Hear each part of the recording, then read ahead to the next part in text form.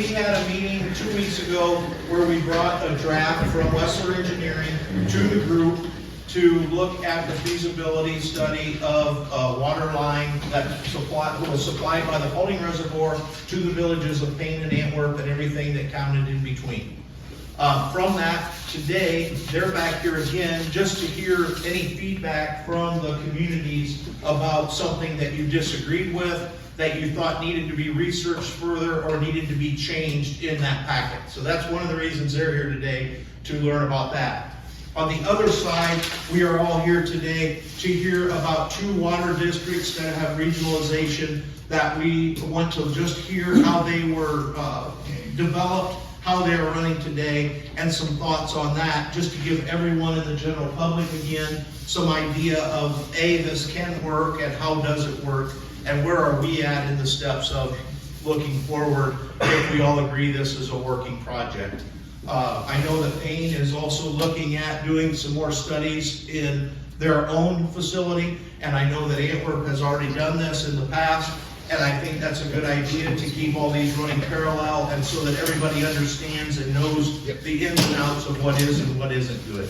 So with that, I'm going to turn it over to Jesse and Kevin with the Bluffton Water District, and let them tell us about how their project works. And they only brought 9 of these, so I'm gonna try and get it so that each one of the entities has one, and then you guys can share it internally. Okay. I'll take a second as he gets that around you guys, so you can refer to this. I won't, my goal is not to speak for very long. We want to hear from you guys and answer your questions. But the Village of Bluffton and the Village of Ottawa have joined forces to create the Bluffton Regional Water System. So the Village of Ottawa has a surface treatment plant. Our contract guarantees 1.5 million gallons of water per day to the Village of Bluffton. We have 1.5 million of elevated storage in water towers. We have 500,000 gallons in a groundwater storage tank. We have a TRS system to remove some of the trihalomethanes in the water. But all we do is add chlorine. Ottawa sends us a finished product every day. So now if you've got those packets for each, if you want to refer to them, we can break it down into some different groups, more or less. So that the big 11 by 17 paper that shows the map, that's going to be our guiding document to take us through this piece. So you can see the project start in the upper left-hand corner. So our water starts out in the Village of Ottawa, travels south of there's a line, Gilboa, south of the Blanchard River, so there's just a blue pen mark on the line. That truly marks the Bluffton Regional Water System. So that is where the Village of Bluffton paid for and installed that line. So from that blue kind of dash mark below the Blanchard River all the way down to the green line at the point of supply, the Village of Bluffton paid for that portion of the project. Ottawa maintains that portion of the project. So we paid for the installation. If anything goes wrong during its operation, the Village of Ottawa is responsible for repairs, maintenance. We can sell water off of that portion of line. It's not designed for residential use. There are no hydrants for fire departments to hook up to along the way. It's designed to serve municipalities. So if this were to, say, the Village of Pandora is off to the west, about halfway, 2/3 way down the map. If Pandora were to need water, we could sell water through this regional water system to Pandora, but it's not designed to serve anybody else along the way other than other municipalities. Kevin, am I missing anything there? Anything to add? What's the total distance for this water? 16, 16 miles? roughly. What was the 14, build out 16. cost at the time that you did it? I think it was 6. So this happened back in, the contract talk started in 03 through 05. Didn't come into play till 2008. So this was well in place before any of us were there. Our ringer, Councilman Steiner, wasn't able to make it. He kind of made this contract. So just yesterday he informed us, hey, I'm not going to be able to show up. So he's the man that has all of this ingrained in him. We'll do the best we can to get you all the answers. We don't have that depth of understanding that he does. It was a little over $6 million for the construction. Right, so some documents that we found, historical documents, $6 million.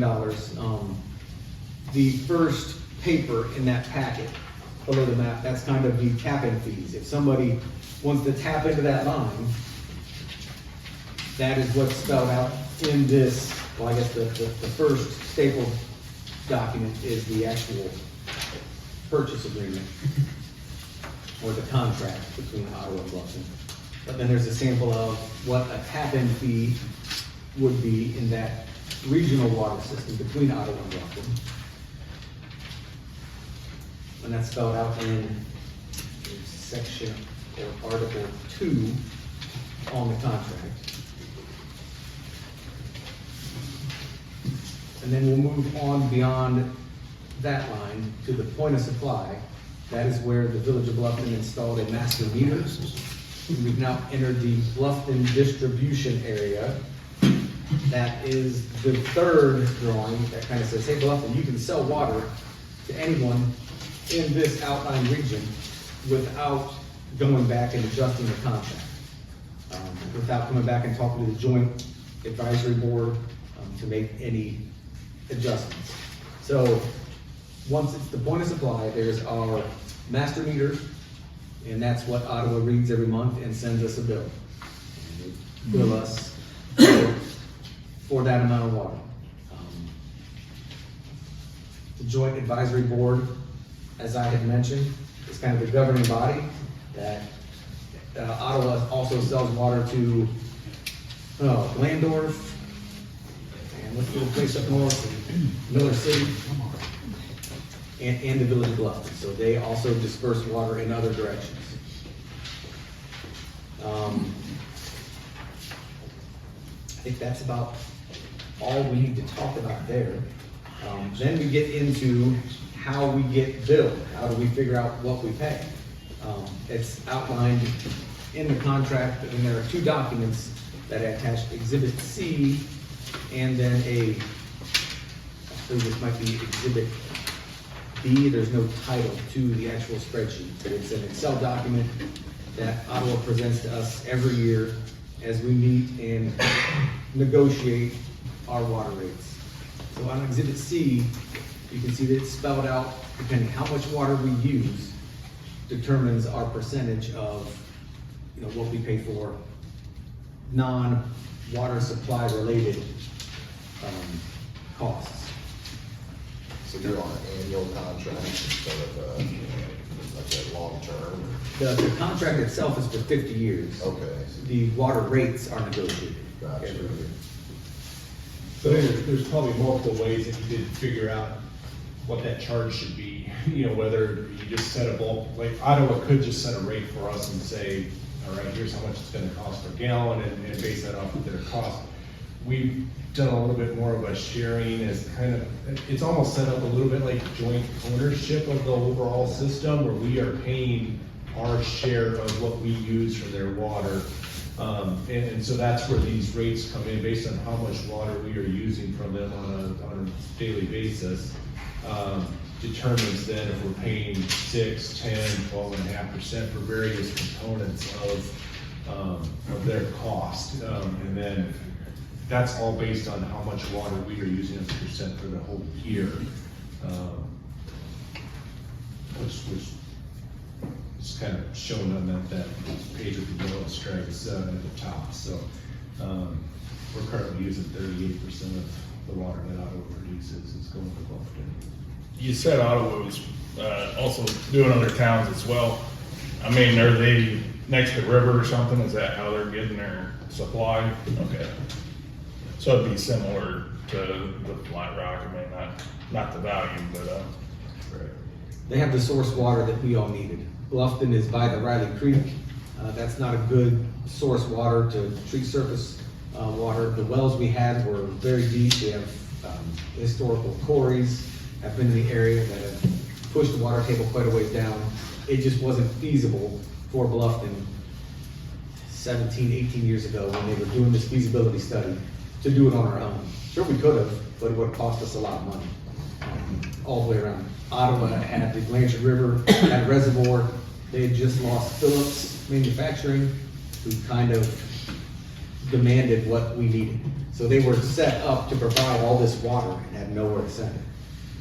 And so Bluffton kind of filled that gap. The conversation that we had as a community involved both the city of Lima, who had extended water all the way to Beaver Dam, which is south and west, and the village of Ottawa. In addition to kind of the rates that we pay based off of their actual costs, where if we can review all of the costs they have, we can challenge any costs we feel that are unsupported through that joint advisory board. But in addition to all the costs that are justified by their expenses, investments, there's a 30% surcharge every year that we pay. As to, hey, you have historically had this system. So our tap-in fee, a continued expense, but you add that up against the cost of our own reservoir, our own new plant. This was the business decision that was made. What other questions do you guys have? Kevin, anything else you want to talk about on that? Did you happen, there's a lot of information here. Part of the purpose of this meeting is to show how it can be done, so we don't have to reinvent the wheel.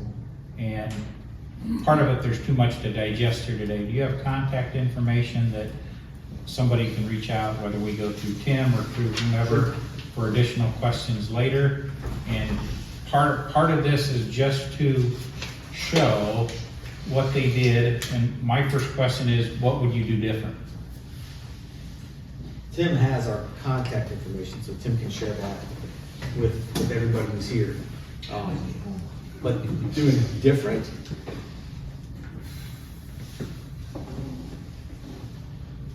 Kevin, do you have anything you want to add? As a finance guy, I would have said a 30% surcharge is too much for us to be paying somebody else, but, Is that contractual for 50 or is that negotiable? it's contractual for 50, but we can always try to renegotiate that, but there's no incentive on their end to want to negotiate that as part of the contract, and a loss of revenue on their end, so why would they? Now, but as Jesse said, in the grand scheme, it's still costing us less to pay that than it would have been to put the cost in to develop our own and rebuild our own system. So, I look on your balance sheet here and stuff, you got a cost of $30.78 per cubic foot. Which, oh, that was for the tap-in fee. That's kind of to figure the cost if another village wanted to join that regional system. So what is your cost per cubic foot? You want to go to the yellow, $3.02 per 100 cubic feet. I'm sorry? $3.02 per 100 cubic feet.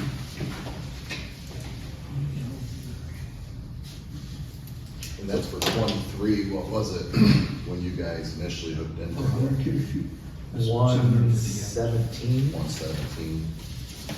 This last year saw quite an increase. If you go down to their water supply column, I believe, well, we don't have the years on here, but there were a lot of increases on the chemicals. The chemicals alone were almost $300,000 for them to make the water, but the increases, again, that we paid our share to pass on. So yeah, we're over $3 per 100 cubic feet. And when we started, we were 117 per 100. If you take the surcharge, say that 30% surcharge, $150,000 as this year, if we continue along that pace, for 50 years, you're $7.5 million. So that's the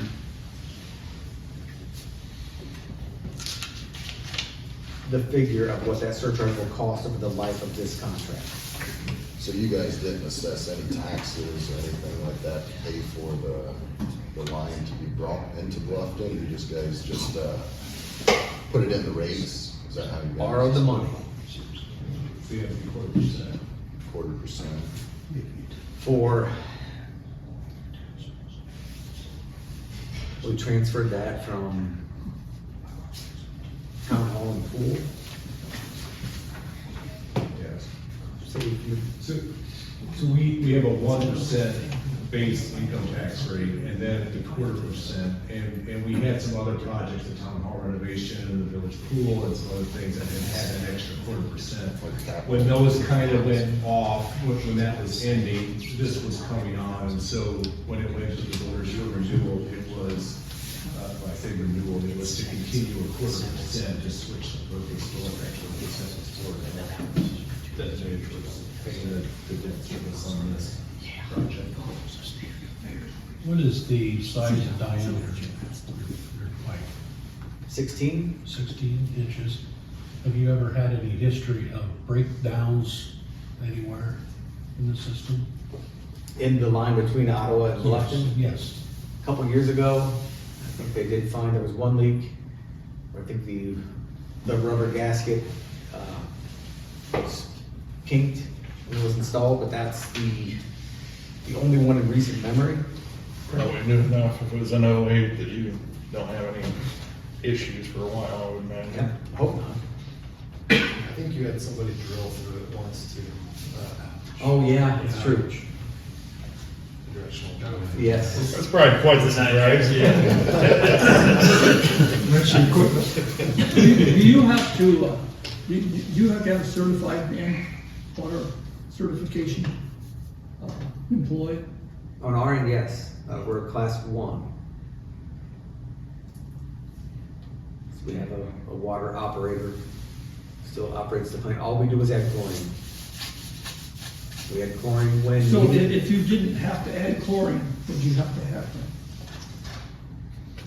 I would have to check with. Probably the size of EPA. Bluffton might be a little different than ours. You still need somebody for your distribution. I'd say with the TRS system, you'd have, anything mechanical in a municipality, so a TRS system's mechanical, you'd have to have an operator.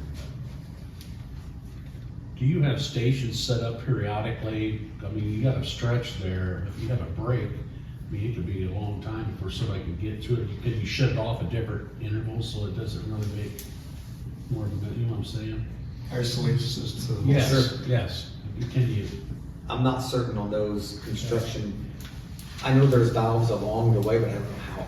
Okay. How frequent? Good question. They do have some isolation, but at the same time, because they don't have any connections between Ottawa and Bluffton, they can shut the whole thing down if you're not affecting anybody. They're fed by a booster station on Ottawa's side, so they can shut that down, and then when they lose pressure, they bleed, fix. Does Bluffton still have to have its own water tower?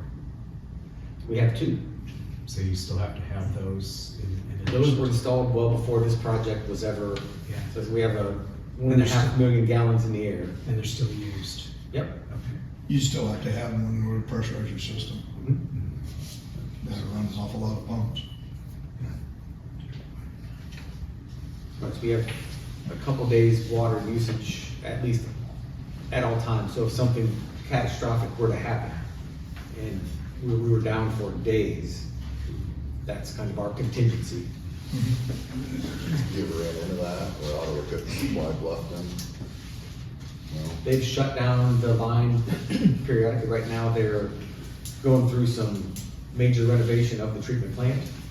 And so every now they've had to fill us up at different times. So basically our low level alarm is in one of our towers, our control towers. And once it reaches that point, Ottawa sends us water to fill it up. They've had to manipulate that filling schedule from time to time. It's worked very well for us. As part of your customer base of Bluffton, you all go off of I-75? Is that?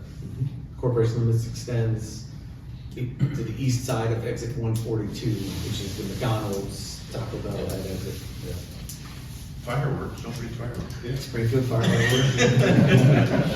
In the event of a bad fire, are there any problems there with maintaining your water usage? Yeah. And you've got a college there too, so it's, I mean, it's not like you're taking it lightly. You know that you have to fill up for, Sure. you have to have that backup for college and high school. Right now, we use 430,000 gallons every day on average. But yeah, we have a university, hospital, 1,400 taps into the system, some industries. And we have not had any problems with supply.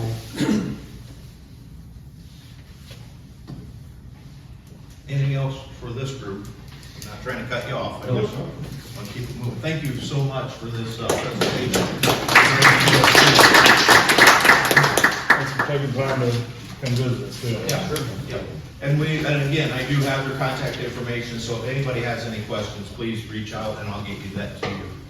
With that, Jerry, we're going to put you on the spot and listen to the Northwest Water and Sewer District, and I will pass these out for you. They need some more copies too.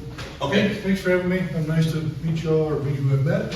Nice to see you all. I've been doing this since 1988, so I guess when you ask what does 6119 do, it's a particular section of the code that does a lot of different things. I came into government thinking I could do it about a year or two, and I'm going to get that out. Of course, now you get into PERS, you get into certain things in your life, and some place you don't know where to leave.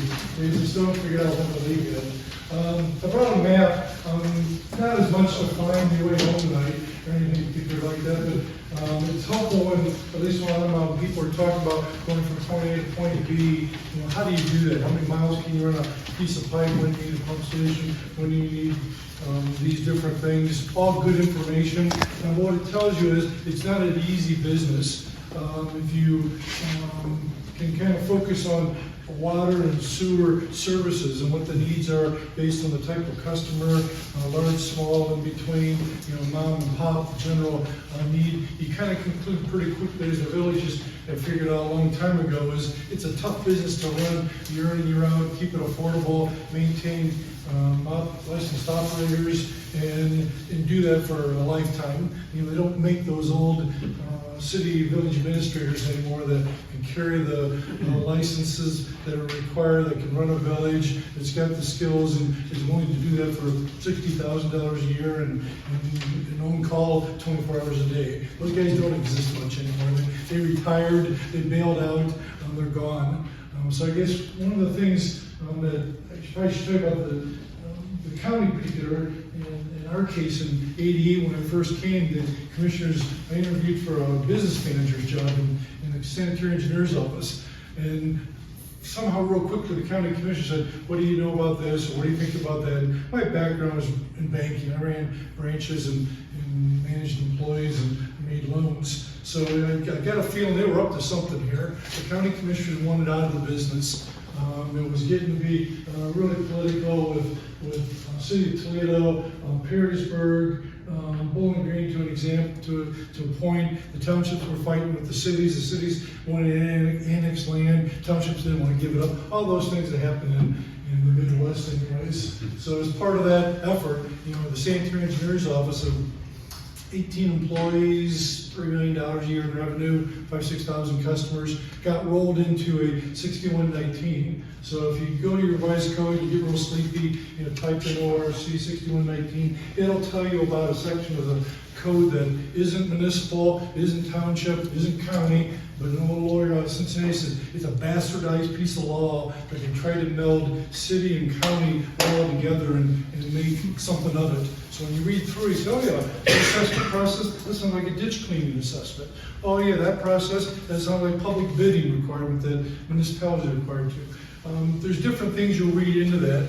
What the great thing about that is, it's a vehicle. And I guess one of the 2 or 3 things I tell people when I start this is, if you're interested in doing something regional, tell them if you've got a regional school, regional police, regional fire, regional EMS, tell them if you've got a regional, in the right direction, regional electric co-op, electric provider. If you are, or if you've done those things, you bought into the concept. Whether you like it or not, it's there, it's got a purpose, it tends to use resources about as efficiently and squeezes about as much as you can, at least for all of us in the real world of the Midwest, as you're going to get out of those situations. You're gonna get what you need from your employees, you're gonna squeeze those dollars that the customers are giving you, you're gonna try to operate efficiently and properly meet EPA requirements and USDA and all kinds of funding, all kinds of people's requirements. Those agencies have to do that. That's how they survive, and they have that regional buy-in. So I guess if you've got that in mind, that helps. We had electric president or board president for many years was a president of electric cooperative. He ran it. He told me how to run it. He told me how to run it like electric cooperative. That this is how we're going to do things. And I was pretty young. In '88, I was younger. It took a few years to sort that out. And he was pretty willing to say, they generate income. They generate a profit. They call it dividends. They do those things in that kind of a world. In government, we weren't quite ready to go there, but I was savvy enough to figure out you can't do this for nothing. You can't terribly do it on the cheap, and you got to do it long term. So I was thinking here about a number of things. We've got 6 contracts for water, 7 contracts for sewer services from Toledo, Oregon, Bowling Green, Perrysburg, Falls, Astoria, Napoleon, and Lucas County. I'm probably missing somebody. So we got a lot of contracts. We're a regional provider. We run 12 sewer plants. We run a small water plant down in Macomb that we inherited in those cases. But we truly are regional. So if you're talking about Toledo Water, they've got 150 million gallons capacity a day. They use about 75. We use about 5 million of that. They got a ton of capacity. Problem with Toledo is they're difficult to deal with. They're difficult. They always have been. Somebody asked these gentlemen, what would you do different? We should have secured a better long-term contract with Toledo 50 years ago. We had all good county Republicans. They had a good Republican mayor, Owens. We should have nailed down a good contract long-term at the time, and it frittered away unless we ended up getting it as well. They're doing as far. Oregon's a decent provider. Bowling Green's pretty good rates. Perrysburg's expensive, but there's a ton of development. The biggest region probably in this general area for new developments in the city of Perrysburg, and it's Perrysburg school systems. People go to communities, as you guys know, they go because of the school system. They don't go because you get a great mayor, a great township trustee, or whatever it is. People don't come for those reasons. They come for basically the schools and jobs. So as you think about that, where are we? Where should we be? Well, luckily for us, right down I-75, we're down a lot of state routes, a lot of different things that kind of moves us in and out. But as much as it is water, it's the sewer need. Sewer drives the demand for industrial, for concentrated development of residential development. That's where your real hindrance is probably going to be long term as you decide what to do and how to do water. Water is fun, water is interesting, it's got a lot of excitement. Sewer isn't. But that's where that's the bread and butter. That's how you gotta take care of it. That's the operators. That's what'll get you as much trouble with EPA as it would drinking water.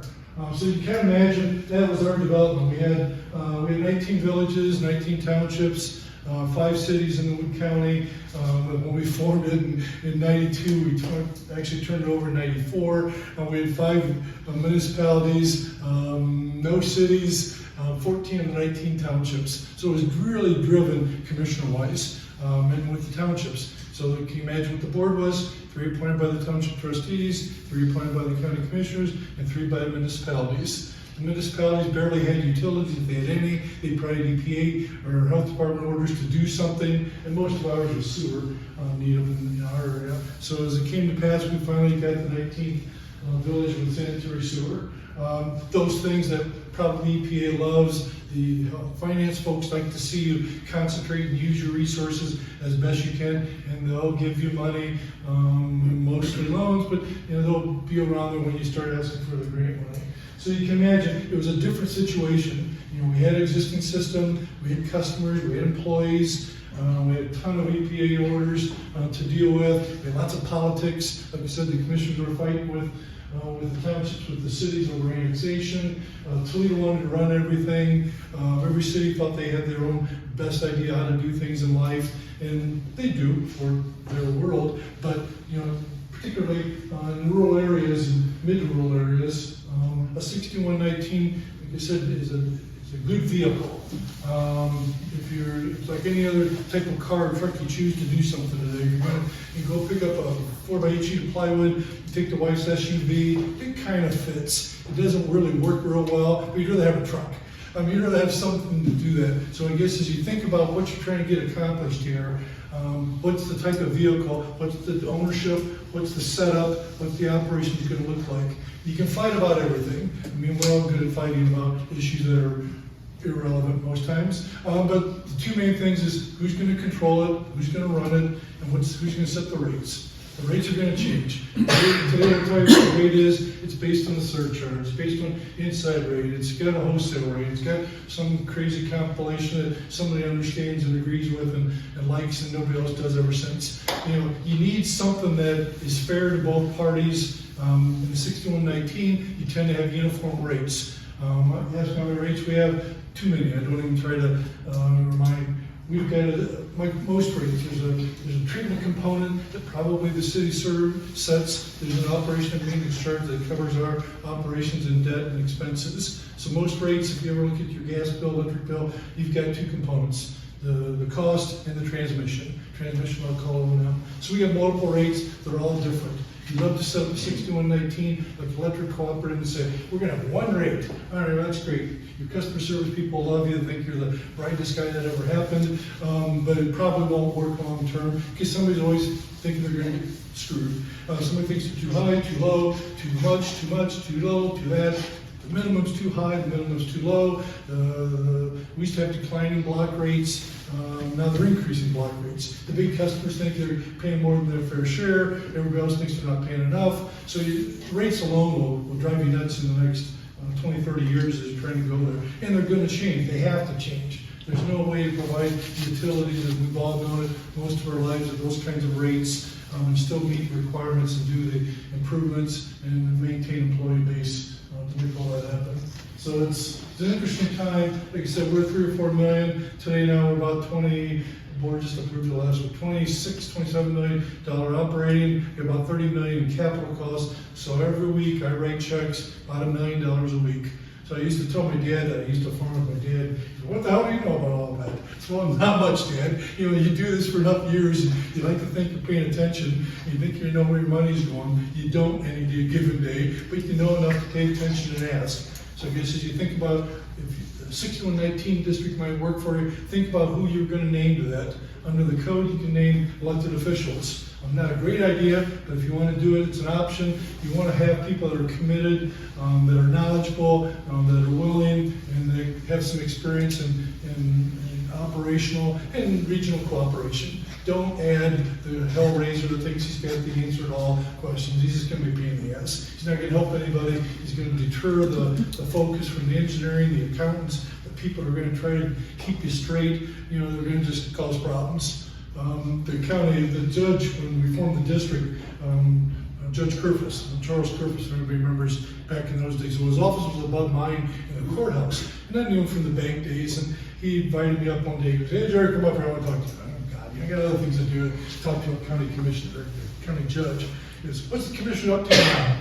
Well, how's the commissioner going to do this thing? I said, oh, here's what they got in mind. They're all knowledgeable. They're all good Republicans. They knew each other. I said, well, here's what they got in mind. He knew the code pretty well. He was a pretty smart old guy. He said, well, who's going to run this thing? So they got the idea of 9-member board, 3, 3, and 3. He goes, oh, like Davis. Who's their 3 commissioners appointments likely to be? Because everything had to go before the judge, I'm sorry. Everything had to go back to the judge to get formed and for change. So I told him, he goes, tell him to throw that one out. I'm not going to approve this lady. He goes, tell him to bring me 3 more, maybe I'll be willing to deal with this. So it was probably, I don't know, winter one year. It was summer, I saw crossing the road with him to the county fair. And he goes, how's things going about this district? When's he going to be coming to my court? So I kind of told him, and he says, don't screw it up. Tell the commission not to screw this up, and I'll probably approve it. So we knew about a year ahead of time that this judge was going to approve this thing.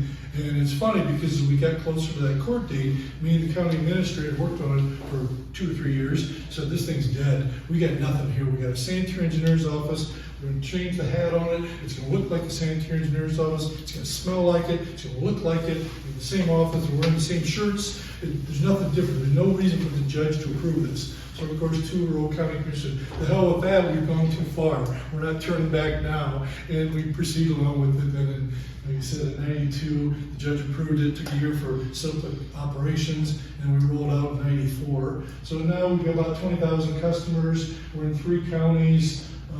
We added board member, that was Henry County, when they joined, added their own board member, Tim Phillips from Lakeshore, Handler, direction. So we got a pretty good board. You can kind of see, you gotta balance those boards out. You gotta have some fairness, that everybody thinks they're getting the fair shot and equal treatment in those cases.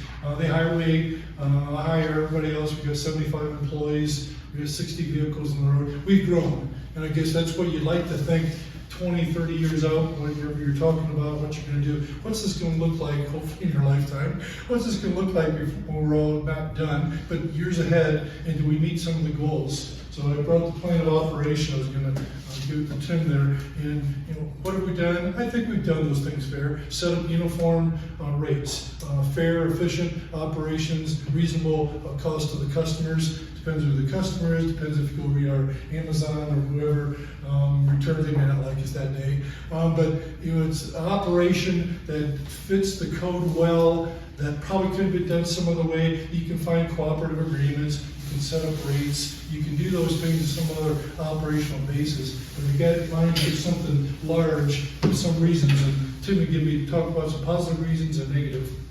I talk real fast.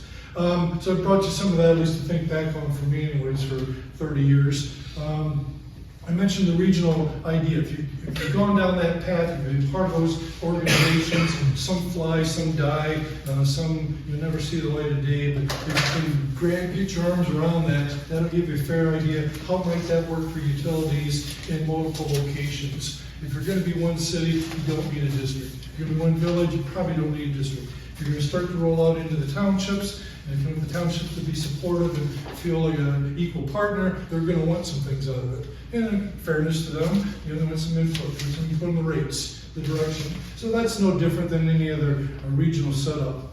Talk about the economics, I guess. I can put that many employees, I've got 100 some licenses with 40 some employees. We can plug a guy in anywhere and almost any time. We have a couple free problems with water down in Macomb. But, onesie, twosie license guys, we can move them around. There isn't any one place they can't do. We have water and sewer operations, so the guys are cross-trained. They've got multiple licenses to do it. It's a union. It's part of ASME, so it's one of our many things we've lived with since 1986. The equipment, we have 2 big jet trucks. I was laughing the other day, I was talking to somebody, I said, you can imagine standing in front of county commissioners and telling them to buy this truck for $600,000. And, in another few years it's gonna wear out, we're gonna want 2 of them. This things we did in the old days. But if you have a jet truck, the guys have figured out ways to use that thing, TV for the sewer line, stuff they use every given day. It's like a big fire truck. You can't move it around everywhere it needs to go, yet you can't afford to operate without one or maybe even 2 of them anyways. In the meantime, your usage is going down. Most every community's usage is not going up, so you're adding costs, your users are using less overall flow. We define that a little bit, but that's just general operations and utilities invoice. We've been real happy. If you ever look at our website, First Solar is a solar processor, build solar cells all over the world. We've got some pretty good size Charter Steel big electric or steel processor done by Fostoria. We got a couple dairies. Who would have thought they would be a big water user? Some pretty good size colleges, pretty good size factories. So we've been pretty lucky keeping usage at least flat, I guess, if not going up in some of the others. Talk about regional cooperation, regional planning. If you've got some ideas how you want to see things develop, it'd be nice to think that somebody's going to bring utilities there. They're going to think about that. Maybe utilities even get there before you do. Some little things like that that'll kind of surprise folks. Maybe help the regional planning, that kind of development. The quality of life, I'll contend. You get south of Route 6, where I grew up, south of Route 6, up in Bowling Green. It's a pretty rural area. We've put about $25 million in improvements there over the last 10 years. Nobody puts improvements in small communities unless they've got some bad reason. We found ways to do it. Most of us do the rates or some grant money. But you brought a reasonable, affordable living to an area that otherwise folks work in Bowling Green, Findlay, Fostoria, you still need reasonable housing, reasonable costs for people to do it. And we think we brought that in and stabilized that, if nothing else. We've got one provider that's doing multiple things, similar rates, similar tap fees, charges across the board, so it's not confusing the world any given day. I mentioned about the cooperative feature of those events, I guess. Let me give you some annexation. I guess let me give some bad reasons to form a district, or reasons you probably don't really want to do this. If you want to fight annexation through forming a 6119 district, good for you. I'll tell you, there's some $300 or $400 an hour lawyers in Columbus. You'll hire one. The other side will hire one. They'll fight for 2 or 3 years, and they won't settle on anything. You'll write off hundreds of thousands of dollars of legal bills. And if you've got an administrator that is really patient and likes to go to that stuff I used to do, it'll kill you. You won't get anywhere. You need to resolve it. You need to keep the lawyers out of the room and try to sort those types of things out, whatever it takes for annexation reasons. Years ago, I went out by Cleveland, and they wanted us to come and talk about districts, of how to form a district. So we got their first couple of questions. They asked, they don't want to form a district. They wanted to keep development out of their township. So their idea was to form a district that would be in charge of utilities, and they wouldn't do anything. They made sure that nobody brings utilities into their township, because it was a nice suburb of, let's say, Cleveland area. They didn't want annexation. They didn't want sprawl and residential growth. They wanted it just the way it was. So they formed a district, and they didn't do anything, which I said, well, kind of unique. I wouldn't have thought that when I first showed up, but the reason's enough, I guess. It's an easy way to promote, I guess, some regional fights and regional control. You get outside the corporate limit, everybody wants to know who's going to serve it, who's going to annex it, who's going to get the income tax, who's going to get the property tax. If new development comes in, what other taxes might be able to grab, who's going to share in that. They don't like the district in the middle because everybody else wants to control it. The city wants to control it, the township wants to control it, all content. It's one less item on the plate that the district provides utilities, one less thing for them to fight about. For the user coming in, all they want to know is they have capacity and they have standard flows they can count on, and reasonable tap fees and reasonable costs long term. So it's a great way to fight if you want to fight. On the other hand, it's not a reason to form a district by itself if you don't have some local agreements. Bowling Green did a really nice job years ago. They went to the townships and brought in income tax sharing agreements when they did annex. That took a lot of the heat, a lot of the pain, a lot of the complaint out of the townships. Perrysburg didn't do it. Perrysburg Township lost 1,200 acres probably now or so in the last few years of annexation. They're biting over in Middleton Township. You don't have the services. They can't compete for residential growth. And of course, some of us look and say, you can't run a city with residential growth. You can't tax those houses enough to pay for police, fire, EMS, trash control, all those types of things. But Perrysburg, as I said, everyone's living in Perrysburg School District, so it wins for Perrysburg. Probably the last reason is if you're concerned about the rates, you're concerned about who's going to be on the board, and they're going to get appointed, you're going to lose some control. If you want to sit there and maintain where you think rates ought to be, set the rules, make sure who doesn't get the connections, where utility lines are going to go, you probably aren't going to like the idea of a district.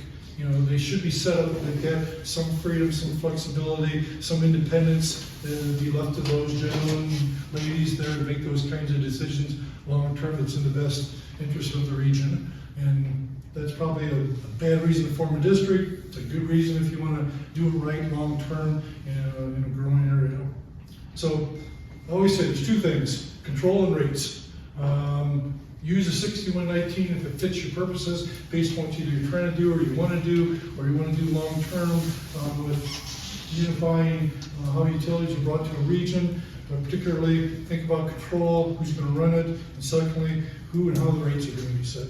We got multiple contracts, they're all different. We can't convince anybody that we've got a good idea how to set a rate. It's reasonable, it's about as fair as it's going to get, and long term, don't worry about today, worry about the formula. Is the plant in good operation? Do they have long-term capacity? Is it being run properly? Take a look at EPA's files. Do they have some operating problems? Do they have operators? Do they have some commitment to keeping the rates long-term, reasonable, fair? Do they have capacity to sell long-term? And if so, that's where you want to be. You don't want to be where usually I'm at. Nobody joins a district for a good reason. they always come to us. I go back years, some of these places. They don't join because they think you're a good guy, you're a good operation. They join because they got a problem. They got an EPA problem, they got a rate problem, they got a finance problem, and they got something they're up to their ears and they can't bail out of it fast enough. So that's why people join districts. They want out of their problems, they want somebody else to take it on, take care of it, fix it, and stay out of their hair and keep it out of the political arena. We've been able to do that most times. I blame an installer. Our engineer's been with me 27 years. My field engineer, or field operations guy's been with me 33 years. Our building manager's been with us 31 years. The numbers are getting near retirement, you can imagine. But you've got those kinds of people that try to keep the district going out of the wrong way, going out and going down the wrong street, and that comes with communications, setting some rules, a good board dialogue that will only to cede some operational issues to us who are professionally and we think we know what we're doing, that otherwise they don't. In some cases, they open the door. They know the president, they know the commissioner, they know whoever, wherever. It serves a purpose. But in 30 some years, we've gone through 35 board members. So 6-year terms, most like it, they get paid, particularly in our case, they get paid. There's about 110 6119s. If you really want to know, there's big ones, there's small ones, there's everything in between. We're kind of a tweener. We're pretty good size in operations. With that kind of a budget, pretty fair in size in operations. So Tim's coming up, so I have plenty that I can share with you. You've got my card. I'd be glad to talk to anybody about this kind of stuff anytime. So you can find us on the website. Thank you, Jerry. Does anyone have any questions for Jerry specifically before we finish up here? I've got copies of both of these presentations, and I'll do just like we did last time. We'll get a copy out on PDF to everybody in your group so that everybody has one available to them. Few things I want to follow up with. A, based on what you've heard today and what you've read in the draft, Wessler does need to have some feedback. If they don't get any feedback, they're just going to move forward that presentation as we have it. But if you have anything that you dispute, would like changed or added for your village or your township, please make sure Wessler is aware of that. Secondly, I will be following up, now that we've heard all of this information, we've got some things in front of us, I will be following up, there's no reason to do it before the holidays. The first week of January, I will be reaching out to each of the entities, the townships and the villages, to see where your thoughts are on if we continue this discussion, if you say you're absolutely out, if you think it's an idea that we want to follow up on, and we're not making any decisions, we're just deciding, are we dead in the water, or are we looking out for our future children and grandchildren down the road. Esty Miller, I'm going to introduce her and put her on the spot. Esty is here with Maumee Valley Planning. She's a Paulding County girl too, so she fits right into this. But I have talked to her boss, Dennis Miller. There is funding out there to discuss, but we have to have kind of an idea of what it is that we're doing before they're just going to invest a bunch of time in to say what kind of money can we get. We need to know how to move that forward. So that's one of the pieces that I know we're all waiting to hear. How much is this going to cost each village after grants, or what kind of loans can we get for this type of stuff? So that's the discussion that we'll be glad to have after we all decide where we're at in this project. Anything else?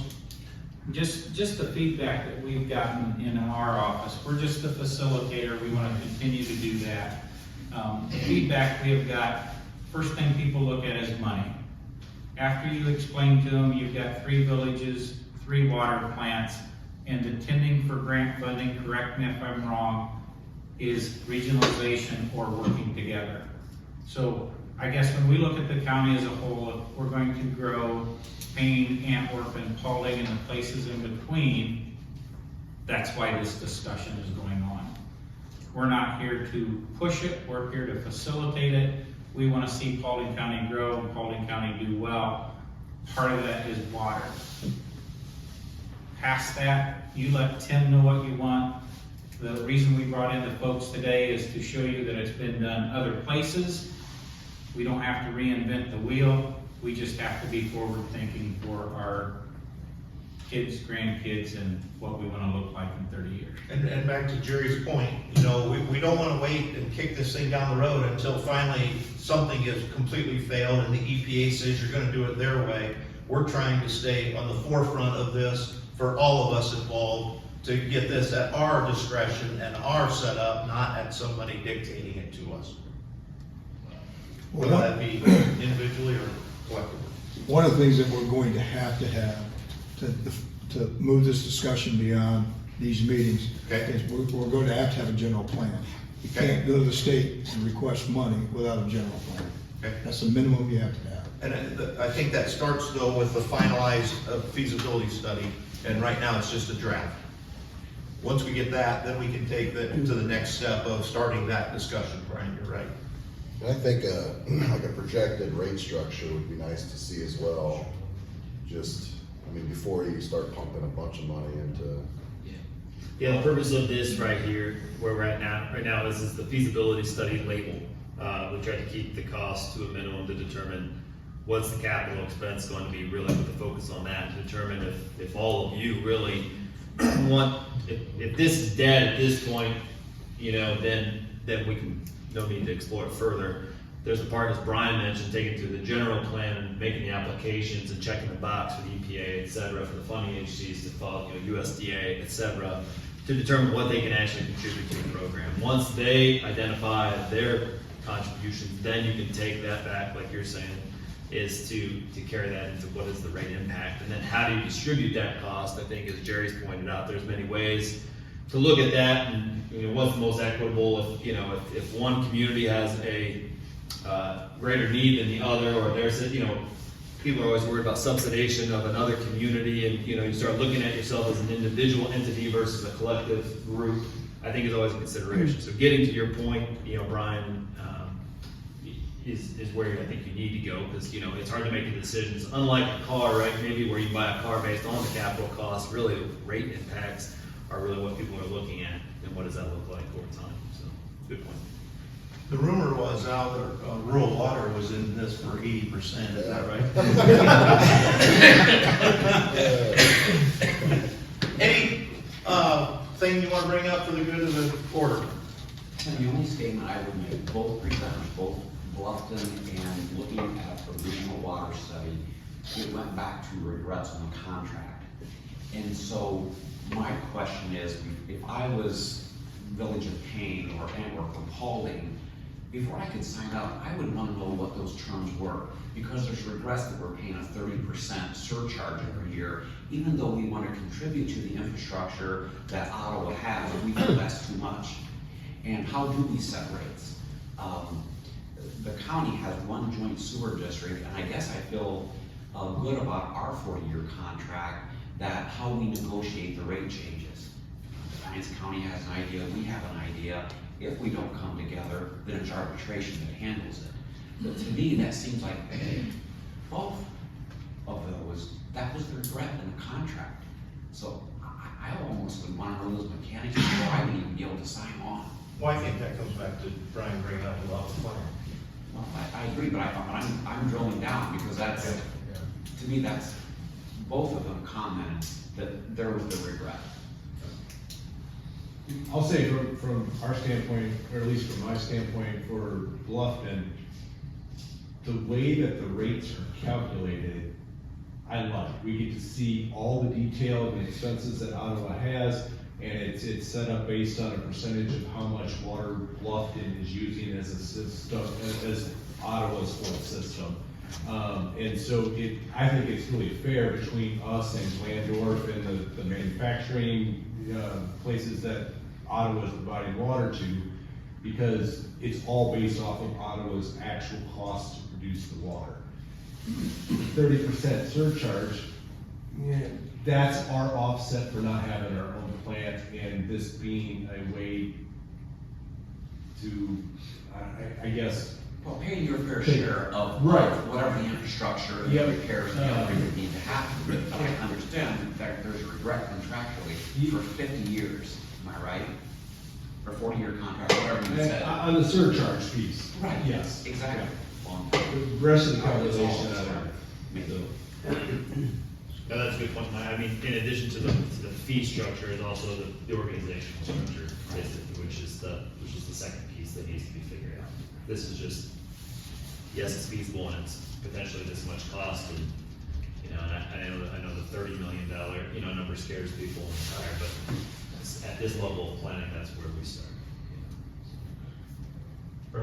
Tim? Yes. Would it make more sense to form the group between the towns first?